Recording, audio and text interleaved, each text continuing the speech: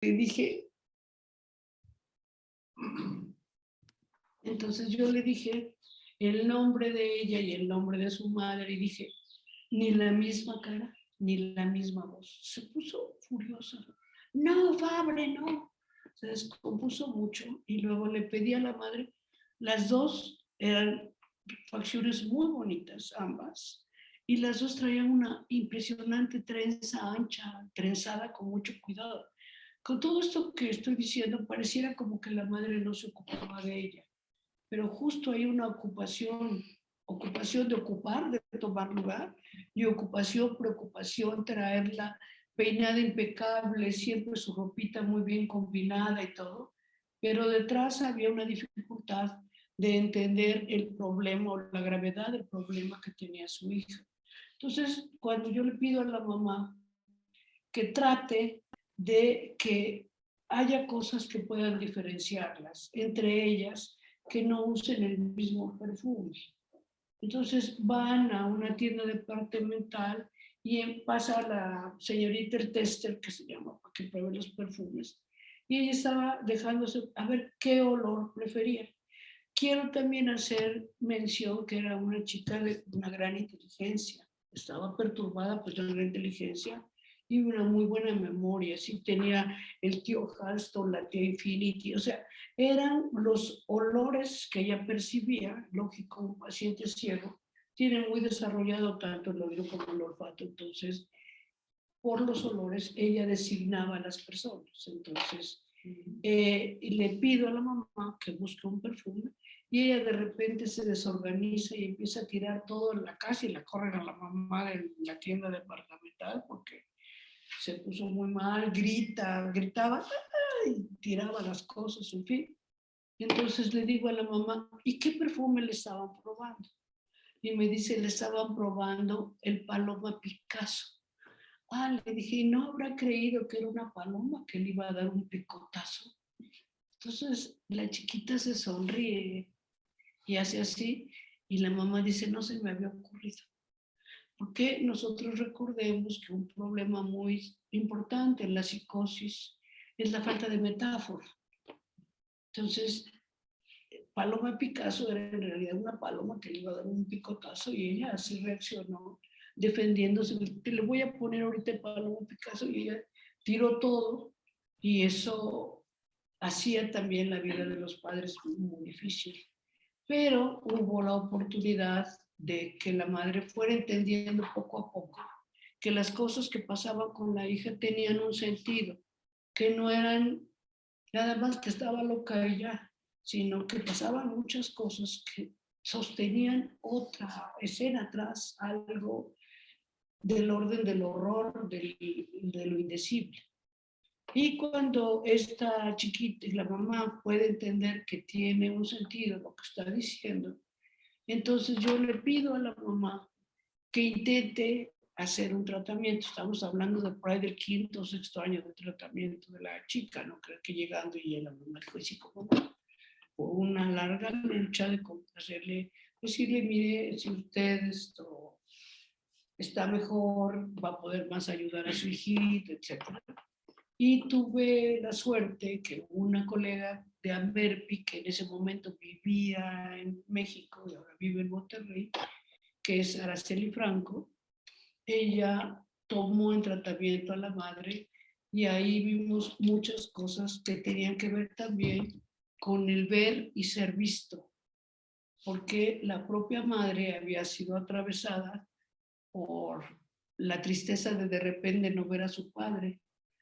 Recuerda un día que va a un restaurante y ve a un señor que le dicen, este es su papá, que la madre se casa muy temprano o no se casa, pero tiene un hijo con este señor, una hija con este señor, y ella no lo vuelve a ver. Ahí está el ver también. Y posteriormente hay algo que es muy importante para la familia, que es la belleza, y es el color de los ojos.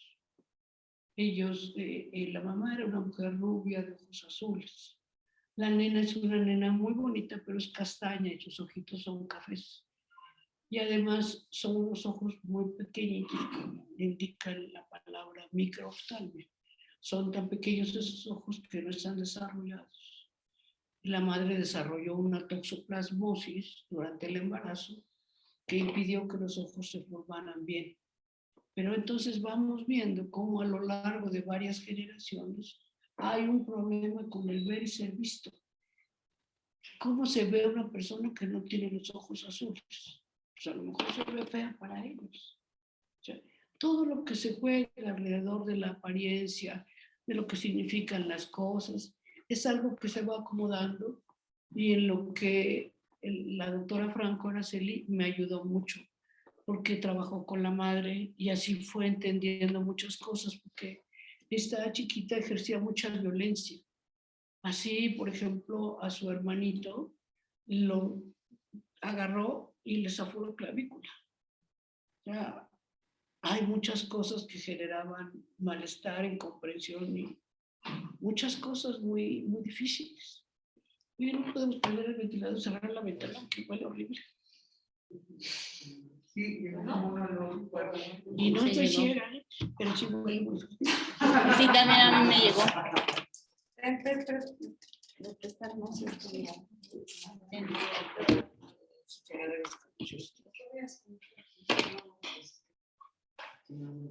Es que hay un olor feo. Sí, pero la barranca es de la barranca. Como que viene un olor, no sé, de una barranca, de algo. Sí. No sé qué es que no será la barranca del muerto, pero huele muy feo. Bueno, entonces, este acompañamiento y del intercambio que logramos tener Araceli y yo, también ayudó que el tratamiento avanzara más. Porque lo que pasa es, y ya lo mencionó cuando leyó Mi Semblanza, mis favor Gigi y la Yali de leer Mi Semblanza, hablamos de toda la cosa que se juega transgeneracionalmente, lo que hay detrás en otras generaciones y lo que dificulta que los padres puedan sostener a un hijo en esta problemática. Y también entender que a su vez los padres han sufrido muchísimo, que no entienden lo que pasa y están avasallados por algo que no comprenden. Entonces, complacen al chico cosas que son altamente enloquecedoras, pero no les ponen límites en ciertas cosas y en otras, como que si tú quieres que tú y yo seamos la misma, pues vamos siendo, que es muy perturbador. Porque si la niña besa la mano de su mamá y no sabe que es su mano, entonces, ¿cuándo vas a ver que tiene una mano propia? Y que ella tiene un cuerpo propio, cosa que se construyó. Guadalupe menciona que la chica me dice, muy cerca del final del tratamiento, Fabre, ¿me quieres? Pero ella no tenía un me ni yo. Ella hablaba en tercera persona, tenía mucho lo que pasa con los pacientes psicóticos, una inversión pronominal. Por ejemplo, el niño no dice tengo hambre o quiero un dulce. Dice, Pedrito tiene hambre, quiere un dulce, pero no dice yo quiero, porque no existe el yo, porque justamente no se ha constituido una subjetividad. Gran parte de lo que logramos en el tratamiento fue que ella pudiera hablar en primera persona, inclusive es reflexivo. ¿Me quieres? Como me baño, me duermo. Es una construcción que para una persona así tiene un grado de sofisticación. Ya te devuelvo el micrófono. No, sí, pero, pues continúo. Efectivamente, creo que son muchísimas cosas muy interesantes y quiero resaltar que justo gracias a ese encuentro con Ana se hizo, me parece que se hizo más patente que la peor desgracia que había caído sobre Carola era una especie de ceguera anímica que se había producido debido a todos los antecedentes familiares y transgeneracionales, y que todo esto se conjuntó en su contra. Será contigo, Ana, que Carola pueda empezar a percibir, descubrir, advertir, ver otra cosa que la oscuridad en la que había estado atrapada debido a la renegación de la familia, de los padres, en una especie de ya lo sé, pero aún así jamás se había mencionado que era cierto su condición. La palabra ciega estaba excluida del libro. No se hablaba de ceguera, no se hablaba de no ver. Se hablaba como si ver fuera a tocar. Ver como una mesa. Ver estaba tergiversado, pero jamás se hablaba de la ceguera. En el libro hago referencia a una ópera de Tchaikovsky, donde hay una princesa que se llama Yolanta, que nace ciega. Y entonces el padre, para que nadie sepa de la desgracia de su hija, la aísla, le construye una parte en el jardín que es totalmente inaccesible para cualquier persona. Entonces Yolanta queda aislada. Es una ópera muy linda, se la recomiendo. Se escribe Yolanta. Entonces en esa ópera, el padre que la tiene aislada, está prohibida la palabra luz y está prohibida la palabra ceguera.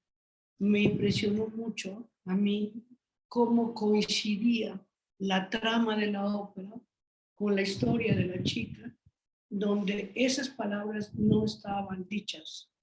Y en una ocasión que me cambio de consultorio, se imagina, estuvimos 11 años trabajando, tuve un cambio de consultorio y la madre le agarró la mano a la nena y le dijo que conozca el consultorio de Fabre, ve el consultorio de Fabre, y la hizo que llevara la manita al piso.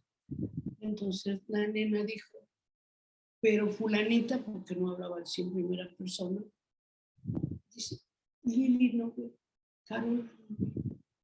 Entonces es un momento, una tensión en el consultorio brutal, la mamá queda como congelada. Entonces yo le digo, efectivamente, Carola no ve, es ciega. Uso la palabra ciega, que es una parte central de su subjetividad. Y cuando yo digo esto, la madre rompe en sollozos y la chiquita se le van las lágrimas y a mí también. Es un momento muy emotivo, pero también muy fundante de su subjetividad, porque justo su condición de ciega le hacía hacer muchas cosas. Un día entran a la cocina ella y los primitos y el hermanito. Yo quiero la gelatina de limón, yo de fresa, y ella entra dándole mampurros a todo. ¿De qué se trata? Pues le digo a la mamá, es que es la única que no puede ver de qué color es la gelatina. Pues, ¿cómo entender esas cosas?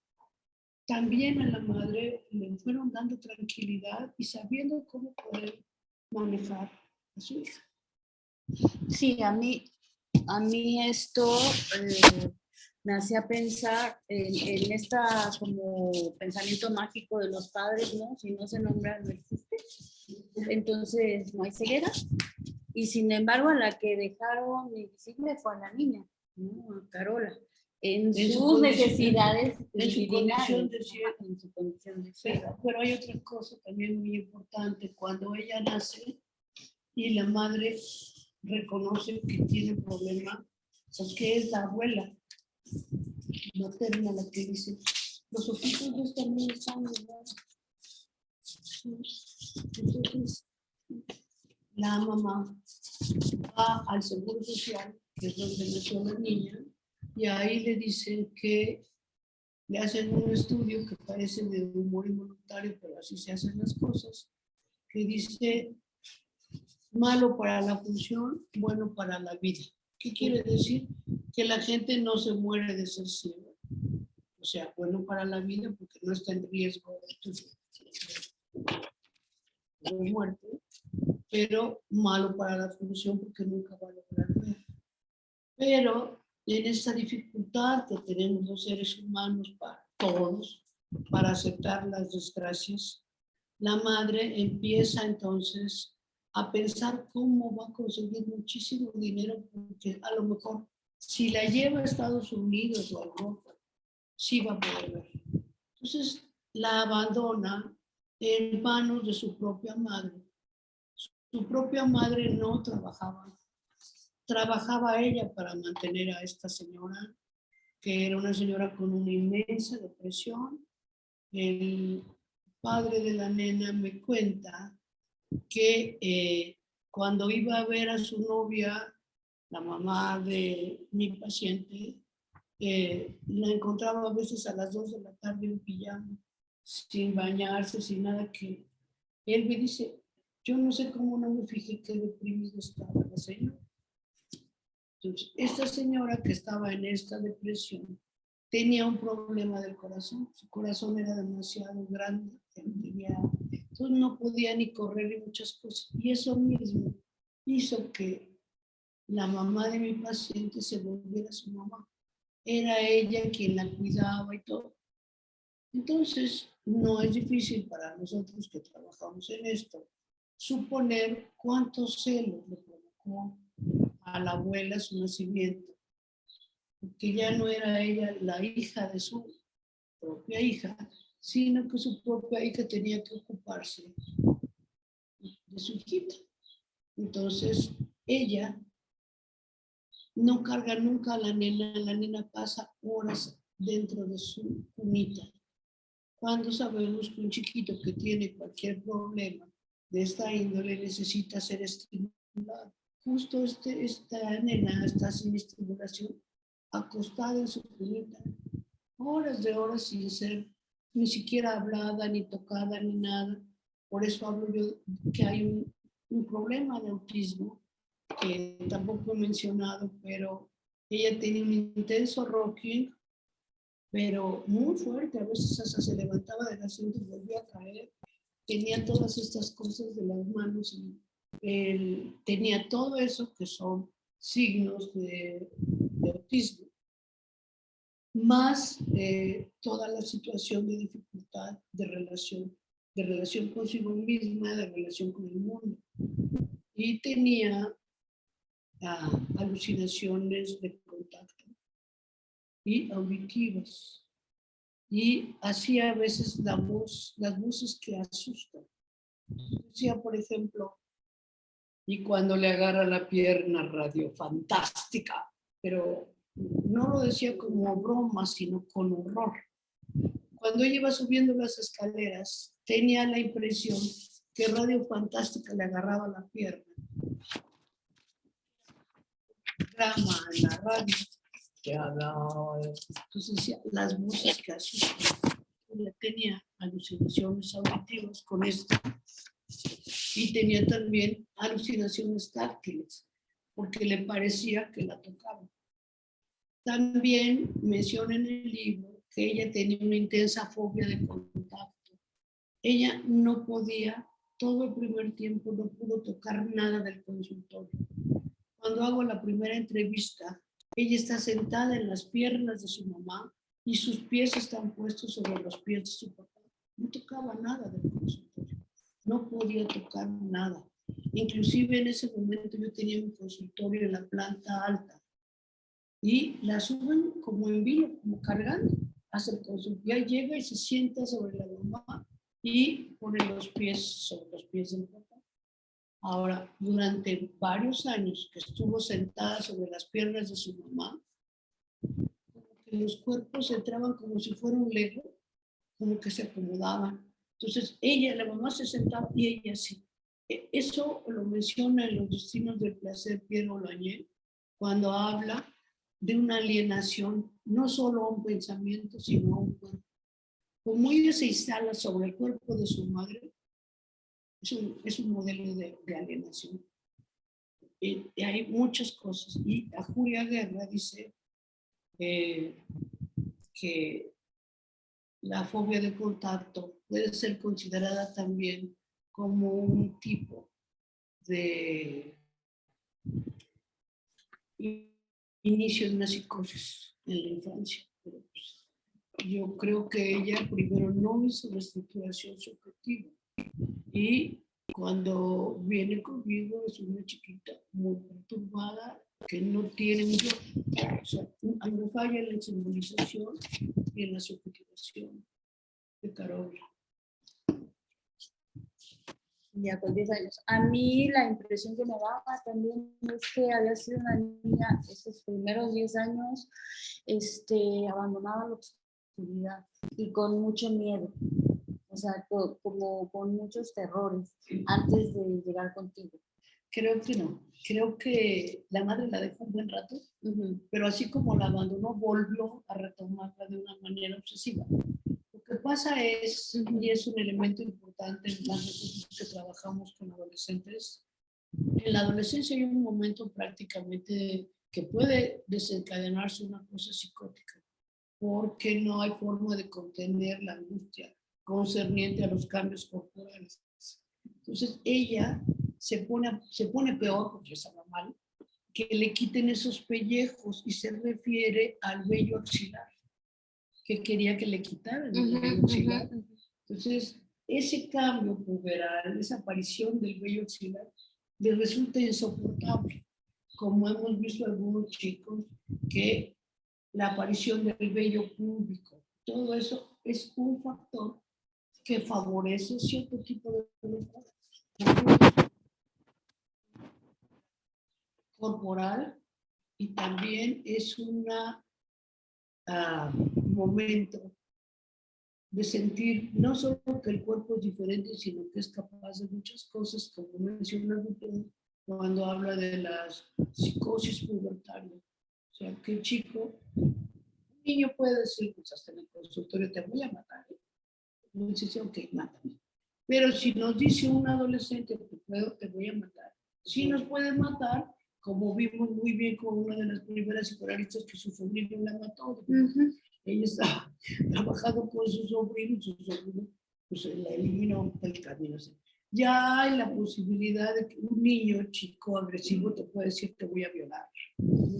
Pero un adolescente sí puede violarte. O sea, hay todo este cambio en la posición subjetiva que es muy perturbador. Por eso es que Button dice en un momento dado que en la adolescencia los cambios en la mente son iguales a los cambios en el cuerpo. Lo puberal es al cuerpo lo que lo pubertario es a la mente.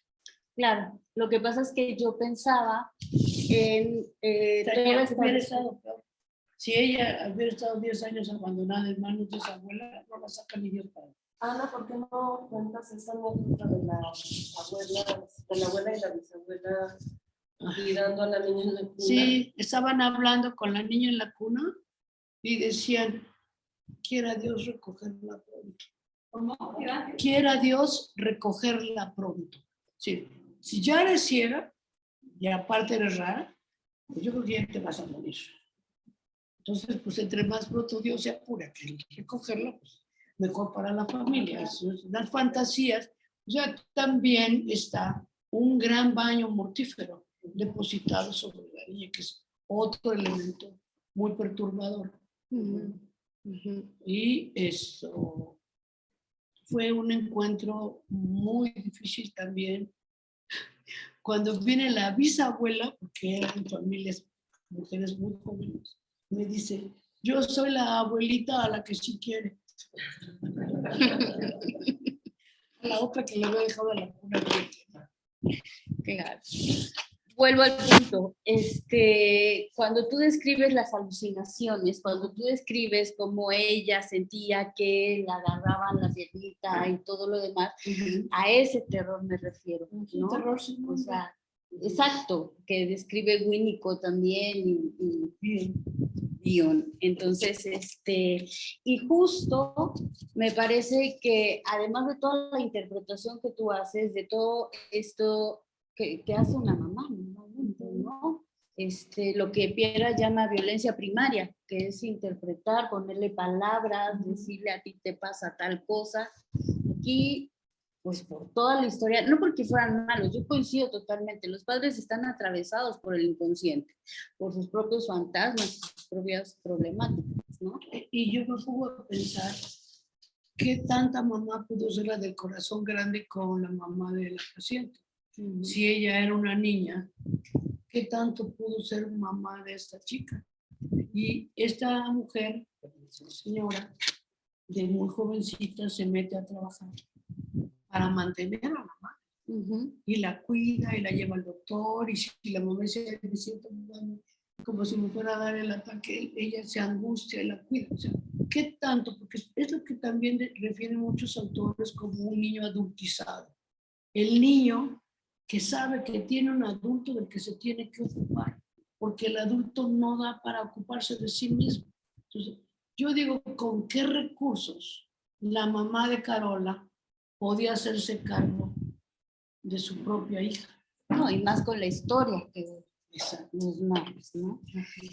Y bueno, en ese punto creo que me pareció súper interesante también y sugestionante, que da cuenta de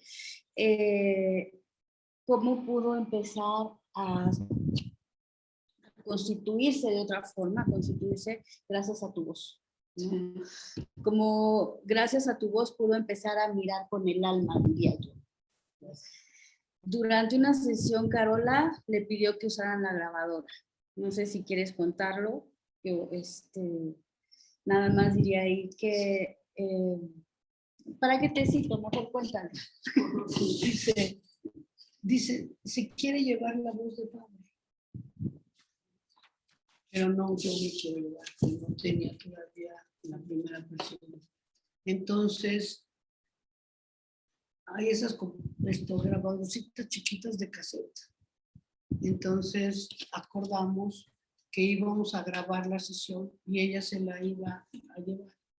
Cuando ella se sentía muy mal, se metía en su cuarto y ponía la grabadora, oía la voz de Fabio y eso la tranquilizaba, o sea, como refugiarse en cosas que habíamos hablado durante la sesión. Pero no solo eso, sino es muy interesante cómo se fue constituyendo en ella el tiempo por los días que venía a sesión, mucho más adelante, ¿no?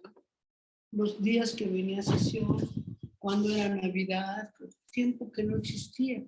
Si no existía ni el día ni la noche, ni los meses, mucho menos existía la hora ni la media hora. Pero entonces empezó con darse cuenta que las sesiones duraban 45 minutos. Entonces decía, Jesús, ¿qué horas son, Fabre? Jesús, ¿qué horas son, Fabre? Le decía, son, por ejemplo, las 10:30 y tantos.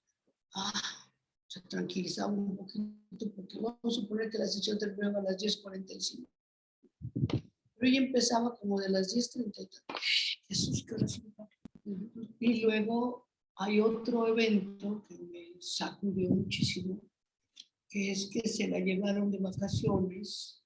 Le dio horror el avión cuando despegó y ella sintió el impulso. Tienen una sensibilidad al movimiento que no tenemos nosotros. Entonces ella, cuando se va, creo que 5 días no va al baño. Entonces la mamá la trae a consulta y me dice que está muy preocupada, porque no ha ido al baño en 5 días. Entonces yo le digo a la chica, a lo mejor ha creído que me puede guardar en su panza como una caquita y entonces no separarse de mí. Pero aquí estoy, ya estamos juntos. Creo que ya va a poder fulanita ir al baño. Y llegó a su casa. Efectivamente, mi interpretación, mi incorporación oral era justa porque pudo ir después de esto. O sea que se hace una conexión. Inclusive hay un momento en las sesiones, después de estar sentada, la mamá luego se sentó en el diván y estaba este movimiento tan intenso. También ella tenía un caminar que tipo crustáceo, que menciona mucho la doctora Tostin, que camina así como sin despegar los pies. Entonces, el show.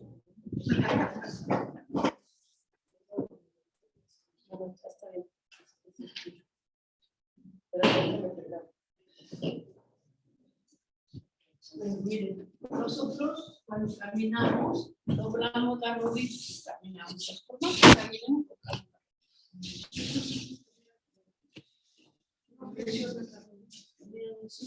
inclusive algunos he recibido por la marcha que tienen los porque no caminan de una manera, no caminan rara, son robots. Eso es una marca de autismo. Entonces, a ella, con ese forma de caminar, se le doblaron las rodillas, se le zafaban las rodillas. Era muy impresionante porque la gente, a mitad de la sesión se le podía zafar la rodilla. Y eso era tremendo. Bueno, no era la primera paciente que me veía que se le zafaba la rodilla ni la primera que pero es muy impresionante porque la rodilla se rota. Entonces, la primera paciente que me pasó eso, casi me muero del susto de ver cómo se le movía la rodilla. La rodilla se cuenta que va aquí, se mueve para acá y además hay dolor, hay grito. Entonces, la primera vez que me pasó, recuerdo que una chica que venía de muy lejos y la traía el chofer, y me dice, ¿cómo me le la rodilla a usted, doctora?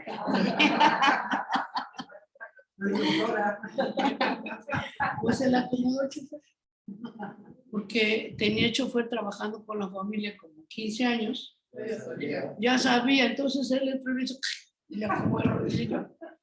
Entonces, pasaba eso con la marcha de ella y el rocking, cuando algo pasaba muy impresionante para ella, brincaba. Entonces ya era casi un rocking volador, pero se redujo. Y también todos los manierismos esos que tenía también se fueron reduciendo para bien nuestro, porque sí, angustia. Y aparte tenía actividades autopunitivas y también a veces me quería pegar a mí y algunas veces sí me asestó mis buenos golpes. Y me decía, uy, Fabre. Y si Fabre no se ponía abusada y no lo esquivaba el golpe, pues le daba el golpe. Pero fue un trabajo muy, muy largo, pero a la vez, pues iba yo teniendo satisfacciones porque las palabras iban teniendo un sentido para ella. Tenía muchas cosas que no entendía yo al principio. Por ejemplo, ella decía de repente, ¡ío! ¡ío! Después entendí que era niño, y estaba hablando de su hermano. Pero ese es el lenguaje críptico que le llaman también lenguaje esquizofrénico, ¿no? Otro día dijo, cuando se le zafa la barra del niño de Lara es tú. La barra era el barrote de la cuna. La cuna la habían comprado en una juguetería muy famosa, se llamaba Ara, y el nene es tú, porque obviamente era un estúpido, ¿verdad? No podía ser su hermano más que un estúpido. Del nene es tú, pero cuando yo oía esas construcciones inicialmente, yo quedaba azorada. ¿Qué quiere decir esto del nene es tú, el Ara? Pero además, perdón, pero tiene una serie de ejemplos que das que le vas adivinando, ¿no? Y le vas haciendo sentido, me parece, ¿no? Eso fue parte de la cura en realidad. Que el lenguaje adquiera un sentido comunicacional es otra cosa. Que lo que ella dice tenga un sentido para ella misma y para la madre es otra cosa. Es otra cosa y hay muchas historias anteriores de sus ancestros, de hombres muy débiles, alcohólicos, de robos, de despojos, de dejar a las familias en la miseria. Este hombre que es muy jovencito cuando se casa con la mamá de mi paciente, la mamá tenía dinero, lo deshereda, lo saca del negocio porque no le obedece de no casarse. Y además el padre, que era con quien él mejor se llevaba, había muerto. Entonces él hablaba más horas con su padre. O sea, ¿cómo fue afectando a los miembros de la familia el nacimiento de la nena? ¿No? Sí, a la abuela la acaba de enloquecer porque pues ahora yo qué juego, ya ni siquiera puedo alegar el corazón porque la otra está ciega, la necesita más que yo. Entonces, la quita del lugar. Y el papá dice, ay, le decía a su papá, este es un castigo de Dios. Y la mamá, que había sufrido mucho el rechazo de la suegra que le había hecho humillación y media por quererse casar con su hijito, ella vive entonces el que la niña nazca ciega, como que las maldiciones de la suegra se cumplieron. O sea, hay una suerte de entre brujería, magia negra, que se cumple con la ceguera de la niña. O sea que es una profecía que se cumple. Y eso también paraliza. Por supuesto que casi todos los chicos graves que han tenido, junto con las terapias de corte psicoanalítico, de foniatría, de no sé qué tantos, van a curas mágicas. Yo me acuerdo una pacientita sorda que atendí, que la llevaron con el hermano Juanito, el hermano no sé quién, Cuauhtémoc, el hermanito Cuauhtémoc, que curaba, y entonces sacaba un cuchillito. Entonces, bueno, mi pacientita, cuando llegó aquí al acercarse, que se levanta y sale corriendo, se acabó la curación limpia porque ella se escapó. Pero digo, hay, yo pienso, situaciones, y todos lo hemos visto, con gente culta y todo, pues que hay una enfermedad, un cáncer, no sé qué, pues a lo mejor vamos a ver al curandero, no sé quién, a ver si lo cura y lo cura. Locura. Locura.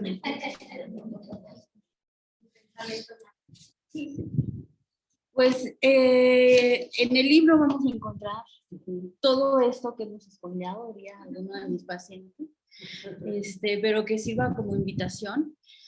El tema del cuerpo, el tema de la voz como organizador que le permite mirar, el tema del lenguaje, el lugar del analista, todo el recorrido que hace por diversos autores, ¿no? Me parece que es extraordinaria la forma Muchas gracias. Sí, sí lo es. Sí lo es, y creo que nos va a servir para reflexionar y, como decía yo, para seguir cuestionando y para seguir pensando el caso por caso con los pacientes, ¿no?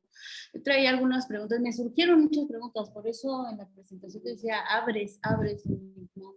Abres cuestionamientos. Por ejemplo, el tema, me recordó lo que, digamos, ya con el diagnóstico, en algún libro, no me acuerdo cuál, de Mothman o Lee, no sé si es Niños con Enfermedad y los otros, donde plantea algo así como, con un niño autista, casi las palabras son, se vale sacarlo del autismo, porque lo que sigue es una psicosis y el sufrimiento, ¿no? O sea, lo recordé, no, yo no tendría. Es que yo no estoy segura no estoy segura que en el autismo no haya sufrimiento. Por supuesto que hay sufrimiento. Y muchos sufrimientos son sufrimientos sin nombre, ¿no? Que no se puede poner en palabras. Pero hay sufrimiento, hay un desvalimiento. Si tú estás pegada a otra persona, como he visto con algunos casos, si la otra persona se retira, tú entras en una cosa de desorganización y de pánico, porque eres en la medida en que el otro está cerca de ti. Claro, lo que pasa es que, por ejemplo, en el autismo, me parece que las defensas, no sé si no permite, ¿no?, al mismo pequeño manifestar lo que se manifiesta en la psicosis, el grito, la mordedura, o sea, el pictograma de Piera que lo menciona, ¿no? Los niños autistas sufren y son violentos consigo mismos a veces, porque pueden, a mí lo que me llama mucho la atención, por ejemplo, es cómo un niño normal, digamos, si se lastima su uñita, le duele, pero yo he visto niños que se van levantando el pellejito, tienen unas punzas aquí y se siguen tallando como si no les doliera. Ese umbral tan alto de dolor ha hecho suponer que no hay sufrimiento, pero sí hay sufrimiento. No, sí yo hay estoy dolor. totalmente de acuerdo. Hay sufrimiento, hay dolor. El sufrimiento físico cambia, ¿no? O sea, cambia en el sentido de que sí, un pacientito que tuve agarraba las tijeras y se quería cortar el pene, ¿no? De la desesperación cuando le mueves algo. O sea, por eso me refería a las defensas. Pero bueno, esa es una de las cosas que creo que se pueden discutir, ¿no? Y se pueden pensar. Creo que son para seguir pensando. Exacto. Exacto, para el seminario del libro que... exacto. ¿no? Que lo que sigue, ¿verdad? No, yo tengo una pregunta, Ana. Para mí creo que es muy interesante también conocer qué fue para ti el proceso de retomar este caso y volverlo un... O sea, si nos puedes compartir un poquito de tu proceso de escritura de un caso con el que ya habías trabajado, que incluso fue tu tesis de maestría, y retomarlo para tú dar el brinco hacia contarlo y compartirlo con todos. Bueno, lo que yo escribo en la tesis de maestría no es lo mismo que está en el libro. Lo que sucede es que si ustedes tienen a un paciente 3 veces por semana durante 11 años y graban las sesiones, digamos, 10 años y medio, 11, 10 años y medio, 10 años, ¿se imaginan cuántos cassettes tienen? Entonces, yo tengo una cantidad de cassettes que tal vez muera antes de que los pueda yo lograr desgrabar todos. Pero he tomado para esta parte de retrabajar el caso, por años tomé distintos momentos para que así pudiéramos advertir cómo se iba estructurando el yo y la subjetivación de esta chiquita. Pero es una cosa que, al menos en mi caso, pasa. Yo creo que los pacientes no se van nunca. Yo creo que esta paciente ocupa gran parte de mis pensamientos muchas veces, que no es alguien que ya se fue y olvidé, como hay otros pacientes que también están porque por su desvalimiento, por sus avances, por muchas cosas quedan. Y yo tuve oportunidad de ir al cumpleaños número 90 de Toño Mendizábal. Y Toño Mendizábal, lo primero que hizo conmigo fue comentar algo de un paciente. Sí. Un paciente que había dejado de ver hacía 30 años, Toño. Dijo, si eso no nos habla de cómo hay un compromiso afectivo con el paciente, retomar el caso con la experiencia que tengo ahora, con las lecturas que tengo ahora, pues fue otra cosa. Creo yo que justamente por la práctica clínica, por las cosas que he vivido, todo, hay otra forma de pensar el caso y también la misma. Es decir, ¿qué fue lo que me hizo y qué es lo que hace que Yolanda vea en la ópera? Que se enamora. Creo yo, como bien decía Guadalupe, el psicoanálisis no hay tratamiento si no hay empatía, si no hay simpatía, que es una forma de amor al final de cuentas, porque tú ves a una nena así y tú sientes, porque también es importante, me acuerdo mucho que vino hace años Eric Porch y decía que el psicoanalista que decía que podía con cualquier paciente no podía con ninguno. ¿Por qué no había aceptado la castración? No podemos con todos los pacientes. Yo en lo personal me vino un chiquito que me lo mandaron, que tenía en los ojitos unas nubes muy llamativas. Me costaba trabajo verlo, mucho trabajo. Es un niño de una brutal agresividad. Los padres se estaban divorciando porque siempre que nace un niño con alguna diferencia, es que en la familia de él había uno que se mordía las uñas. Entonces, por él la familia de él.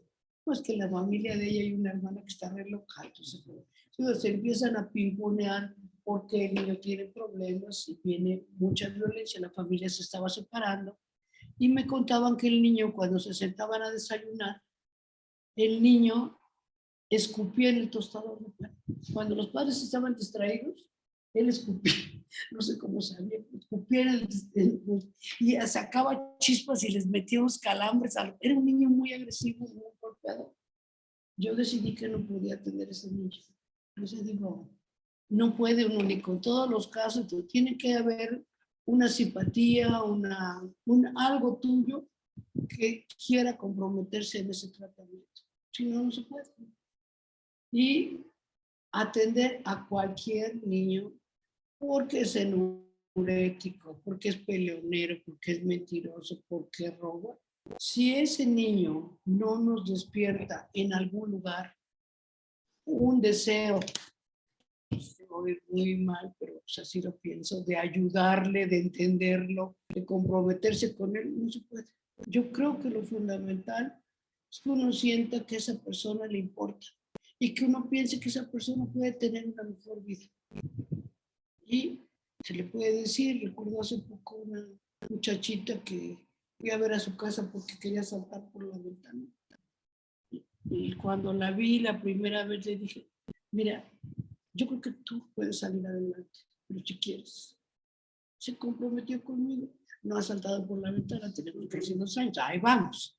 Pero digo, uno tiene que pensar si uno se quiere comprometer, si uno tiene la libido, la fuerza, está en un momento de la vida en que puede sostener a alguien. Porque nosotros no somos de hule, también nos atraviesan desgracias, tragedias, dificultades. Hay momentos en que uno no está para recibir un paciente muy grave. La otra cosa sería una omnipotencia que no ayudaría ni al paciente ni a uno mismo.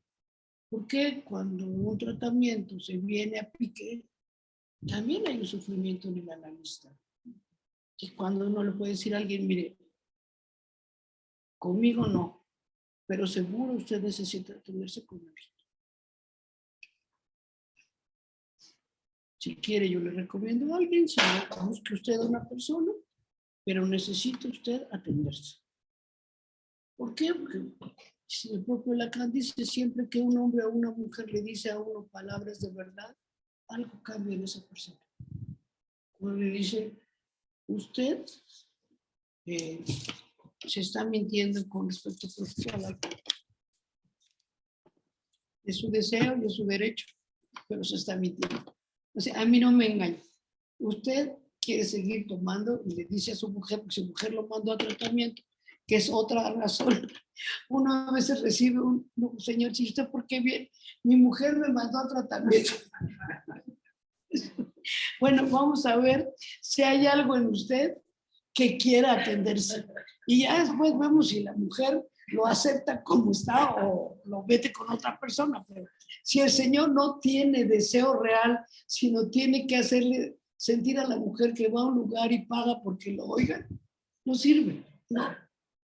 No sirve. Entonces, hay que ser honestos también con uno mismo. Eso. Creo que eso es lo que me sostuvo en el tratamiento con esta nena, que va a ser una nena muy linda en muchas cosas, muy inteligente.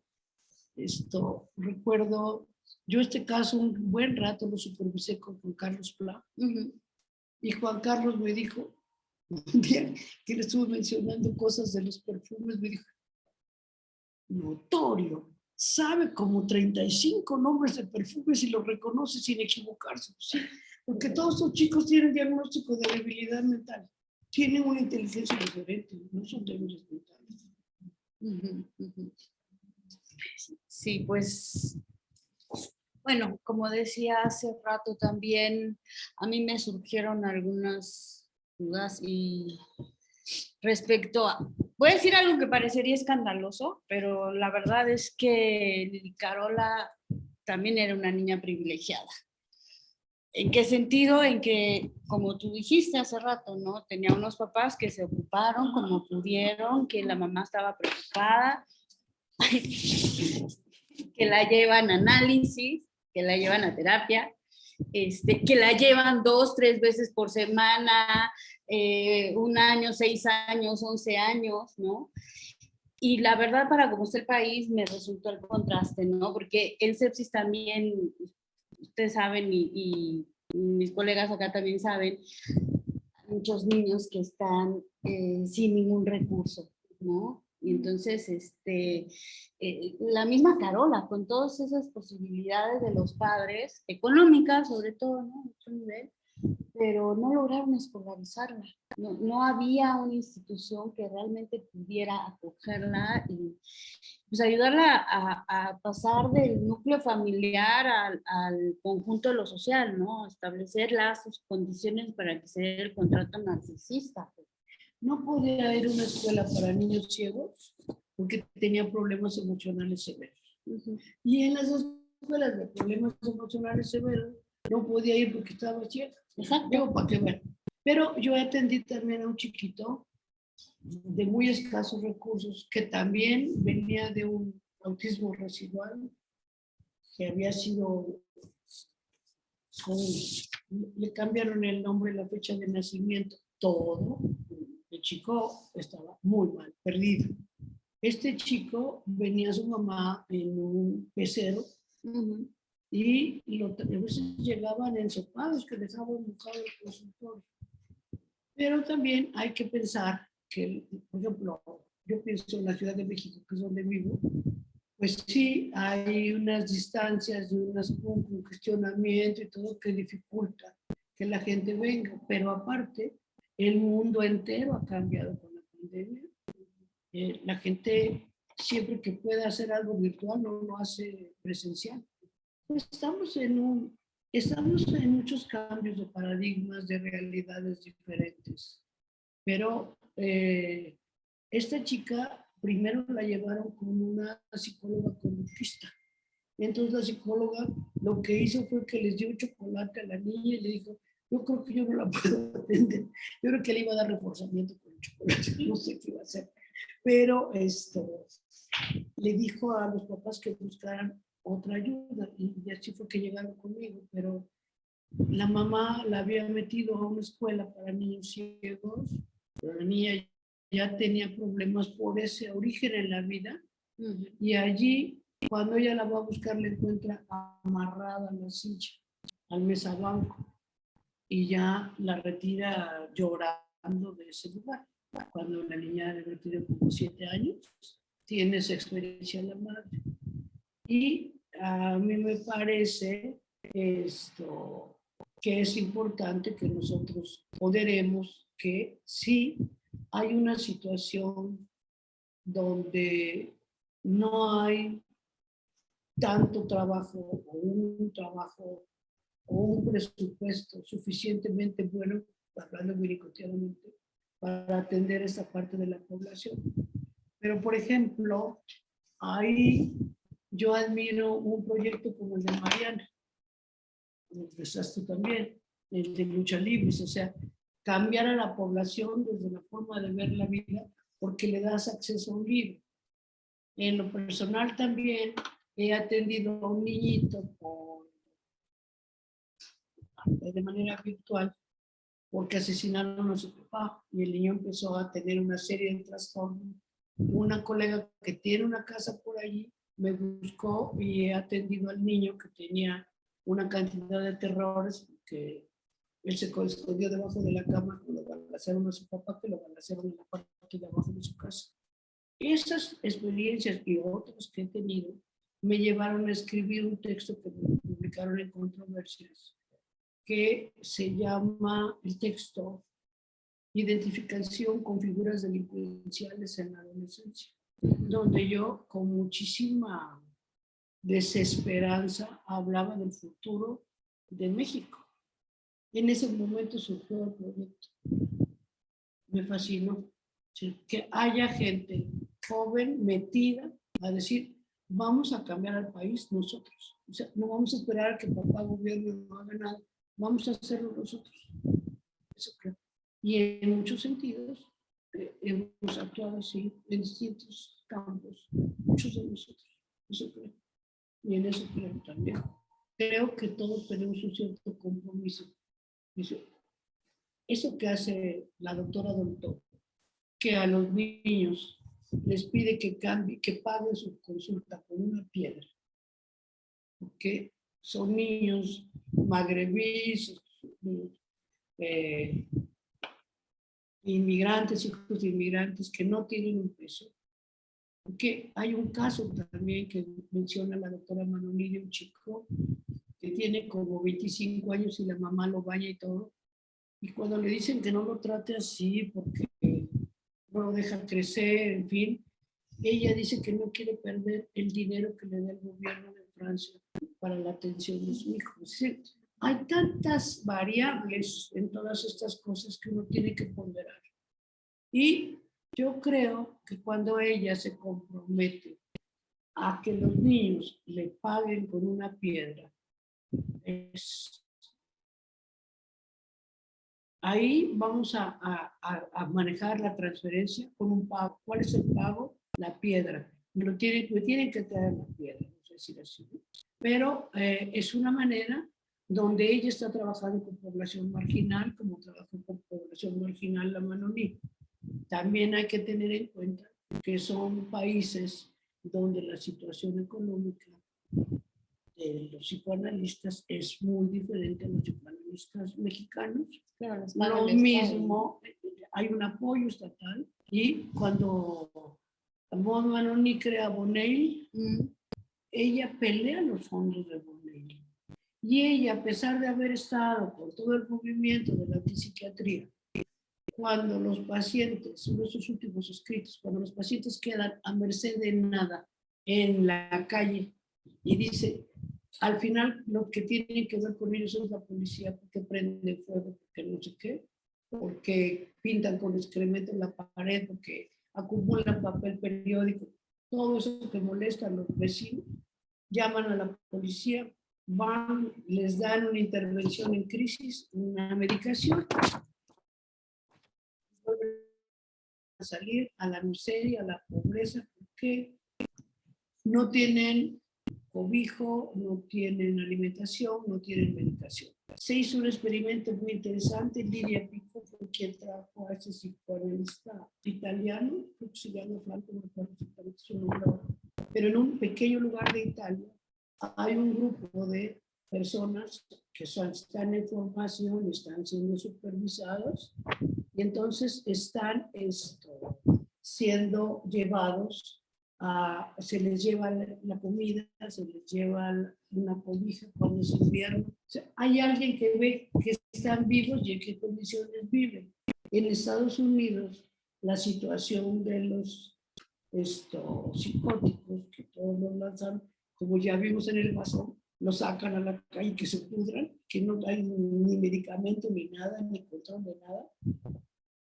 Pues entonces, ustedes ven, por ejemplo, en Los Ángeles, una cantidad de señores o señoras que cargan un carrito donde traen ahí su comida, defecan en la calle o en el camión. Eso que han hecho ha tenido un costo social y todavía no lo acabamos de determinar. Nada más. Eso quería decir. Gracias. Ahora tiene una pregunta, ¿te la leo? ¿Te parece que sea uno de ahí, uno de acá, uno de ahí, uno de acá? Me parece muy bien. Muy bien. Ana, siempre un gusto escucharte. Una pregunta. ¿Qué podrías decirnos sobre el papel que juega poder escuchar en casos tan graves como el de Carola el sufrimiento de los padres, familia? ¿Y qué beneficio puede ofrecer el tratamiento del niño? Saludos a los amigos de Sepsi. Saludos. Ahora, justamente hace rato mencioné que conté mucho con tu intervención para ayudar a la madre a sostener a la chica y cómo que sostiene también la idea de que la vida de ese chico puede ser mejor y que puede tener un yo que puede experimentar las cosas desde otro lugar, desde poderse nombrar a sí mismo en primera persona. Y que afortunadamente nosotros en AMERPI hemos constituido un grupo. Recuerdo el caso de un chico psicótico que atendí muchos años también, que no podía aprender a restar. Y cuando la maestra, que en ese momento estaba asociada también a AMERPI, trabajaba con nosotros, le dijo, si a 8 le quitas 1, ese es bloqueado. Entonces, Marisela Cruz, que era quien supervisaba a la pedagoga, le dijo, es un niño que se le quitó el nombre, la fecha de nacimiento, su familia de origen, no aguanta que le quites nada. Entonces, la pedagoga recurrió a, tienes 8 y le pides prestado 1. Ah, bueno, quedan 7. Eso es nuestro trabajo en equipo, donde podemos pensar que la vida de un chico puede ser mejor y que puede pensar y que puede aprender a restar. Y este chico, totalmente deshecho, terminó la secundaria. En fin. ¿Alguna pregunta aquí?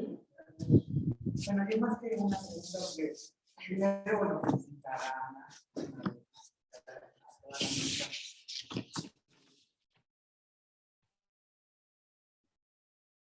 Sí creo que es un libro extraordinario, es extraordinario. Yo no creo que haya otro igual, por lo menos en México, que dé cuenta, ¿no?, de la audacia, de la valentía clínica, como da cuenta este texto, ¿no?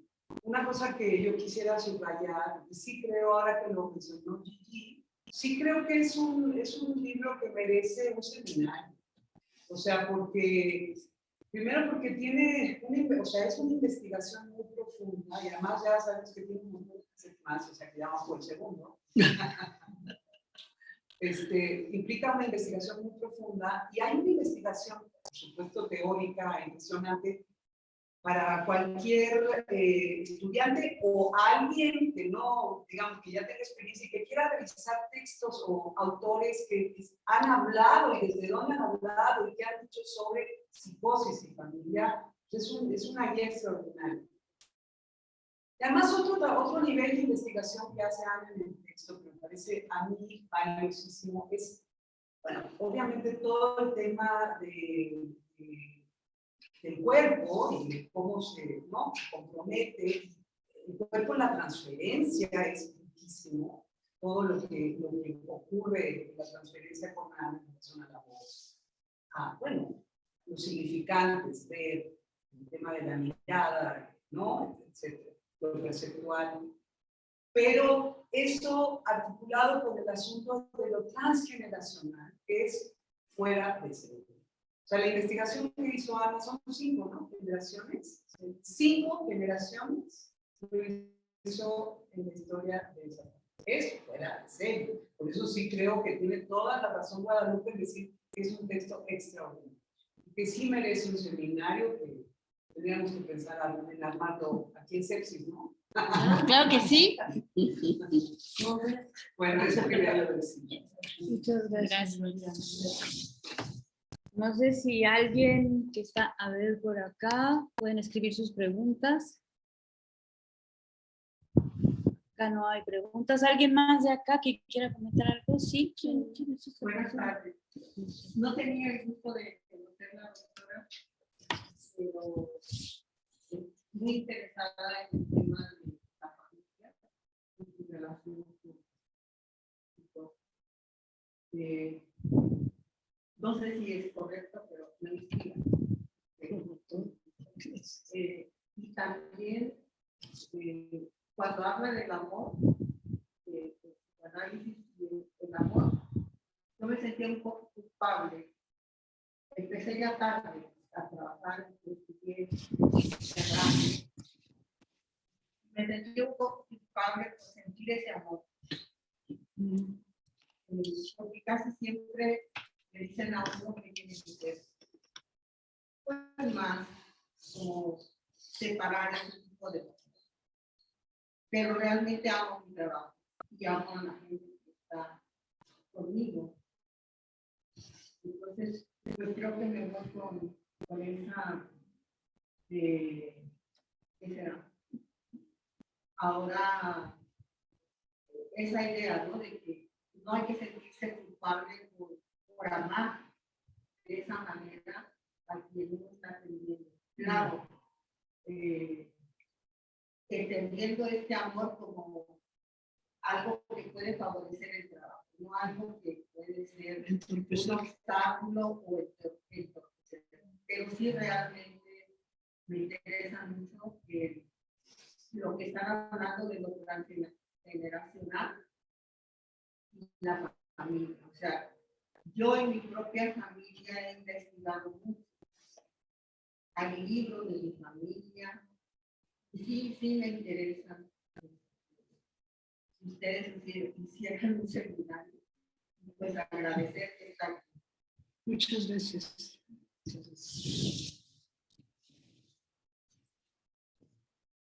¿Ya? ¿Alguien más? Voy a, en dos fines de semana voy a ir a presentar el libro en Guanajuato. Después voy a ir a Puebla. voy a ir a Jalapa, o sea, ahorita no me podría Monterrey. contratar, voy a Monterrey con mi amiga Araceli Franco, que de la que ya hablé, con la que condujo el tratamiento de la chica. O sea, El año que viene. Tranquila, mientras vas desgrabando. Aunque ya se están inscribiendo, no te sientas presionada. Vamos, vas desgrabando de poquito mientras. No, pero sí, Anita, eso se va a hacer sin duda. pues sí, y tú estás detrás de eso, no lo dudo. ¿Alguna otra pregunta?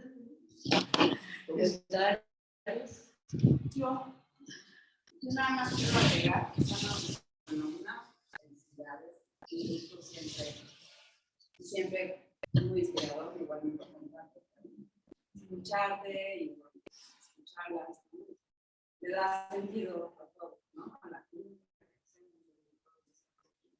Pero creo que sí, una manera de llegar, o sea, pensando en esta población que no tiene los recursos, realmente muchos de nosotros trabajamos con casos graves, trabajamos con casos graves con muchos recursos, pero también formar a gente, formar a terapeutas que están en instituciones, que están trabajando, sobre todo chicos jóvenes. También esta clínica requiere, además de muchas ganas, mucho espacio mental y psíquico, también pues, mucha jovialidad y mucho entusiasmo. Entonces, creo que sobre Ana siempre joven, ¿no? Pero sobre todo porque la idea de formar, o sea, esos seminarios, seguir haciéndolos, ¿no? Seguir formando a gente, es una manera de permitir que el psicoanálisis no solamente sea un psicoanálisis de consultorio,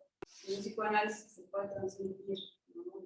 En la clínica, en instituciones, desde este lugar, desde el lugar que tenemos claro que ocupamos en la vida de los pacientes y que los pacientes se ocupan en nuestra vida. Muchas gracias. Muy de acuerdo. La universidad tiene un programa que se llama Espora. Espora. Es un programa que atiende a los chicos estudiantes de la UNAM. Entonces hay chicos que han hecho pasajes al acto psicótico, suicidas, muchos atrapados en drogas, en depresiones profundas. Y se hace primero se diseña un cuestionario, del cuestionario se canaliza, y si el chico recibe unas sesiones y de allí, si necesita un apoyo medicamentoso, tienen las redes para mandarle, y si necesita tratamiento más largo, hay gente inscrita para darle tratamiento más largo a precios módicos. O sea, creo yo que por algo las cosas emergen en un momento dado. Esta preocupación que tú externas, que externó Mariana, de la situación de escasos recursos que también mencionó Guadalupe, es real. Es un problema urgente e ingente. Y además, el año pasado invité a un psicoanalista francés que escribió un libro que se llama Asesinos en la Familia. Entonces, él habla de la violencia. Él está a cargo de un lugar que se llama SILA, que es un centro de investigación para la adolescencia, en Francia. El primero que estuvo fue Guton, después siguió François Martí y ahora está François Auxier. Él vino a trabajar sobre violencia y también violencia y adolescencia. Y también vino invitada por nosotros Ann Álvarez, que ha trabajado mucho también y dice nada más se produce. Sabemos perfectamente que son muy ricos, que tienen una buena situación, pero que a los 6 meses se les da un iPad y dice, ahí te ves, ya son chicos que van a tener problemas y además han hecho estudios en la propia Inglaterra donde los chicos de los últimos grados tienen menos empatía que los que tenían hace 10 años. O sea, hay una cosa de individualismo tan brutal que se ha medido. Entonces, que se pudre el de al lado, no me importa, yo lo que quiero es estar con él. ¿Quién escribe eso? Gracias, Ana Guadalupe. ¿Quién es? Aaron, Ajá, qué Aaron linda, Valle. qué linda.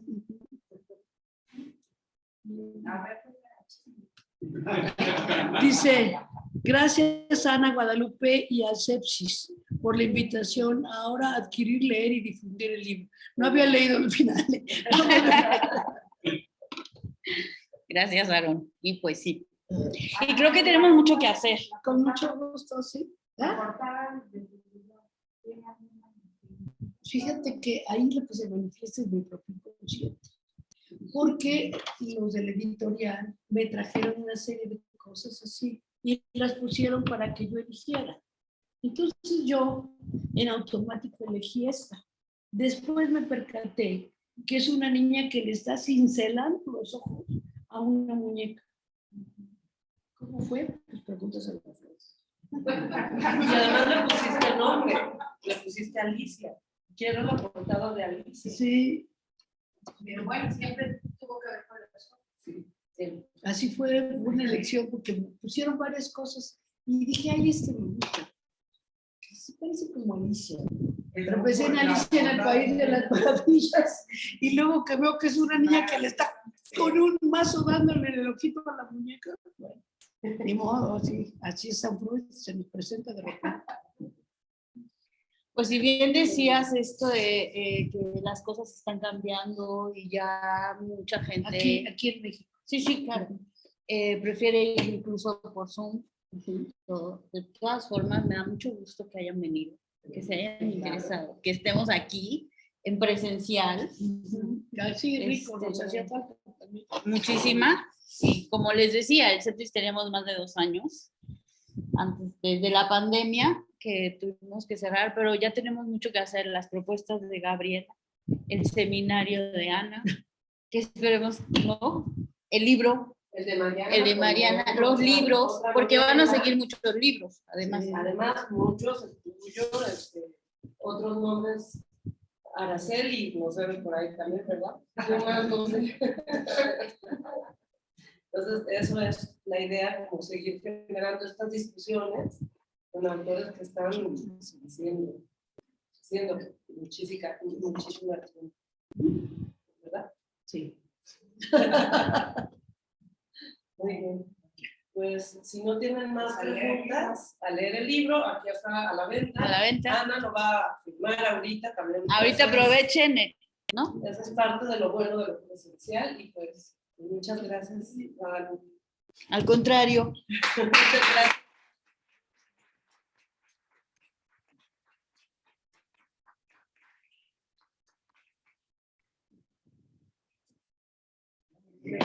Nos vemos.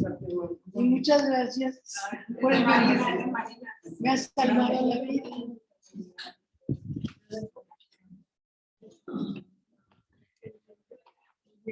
Esto, ¿quién es la señora de negro que nos